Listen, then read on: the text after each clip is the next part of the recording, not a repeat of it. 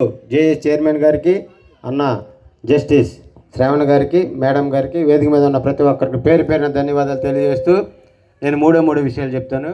ముందు మన జాతి చరిత్ర తెలుసుకోవాలి. మనం క్రిస్టియానిటీ బైబిల్ ఏ విధంగా అయితే ప్రతి ఇంటికి వెళ్ళిందో ఆ ఇంట్లో మన చరిత్ర మన వాళ్ళకి అందరికీ తెలియాలి. తమ్ముడు నోబుల్ చెప్పాడు ఇందాక, మన చరిత్ర తెలియకపోతే మన ఉద్యమాన్ని ముందుకు తీసుకెళ్లే పరిస్థితి లేదు.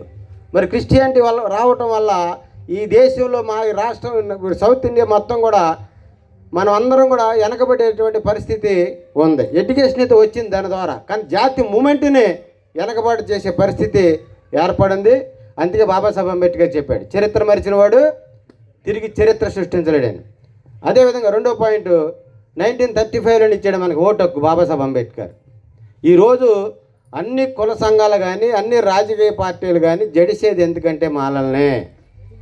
వీళ్ళ రాజ్యాధికారం గెలిస్తే మన భవిష్యత్తులో ఎప్పుడు కూడా ఎక్కడ కూడా ఎందులోనూ కూడా రానివ్వరు, తొక్కేసి పట్టేసి అవతల తోసేస్తారనే భావన ఆనాటి నుంచి నాగుల జాతి వంశీకి చెందినటువంటి మనల్ని ఆర్య జాతికి చెందినటువంటి మనువాదులు వాళ్ళు ఆనాడు ఉప్పందించుకుంటూ వస్తూ నేడు కూడా కొన్ని వేల సంవత్సరాలుగా పరిపాలించినటువంటి మాల జాతిని తొక్కడానికి కొన్ని వేల సంవత్సరాలుగా కుట్ర జరుగుతుంది.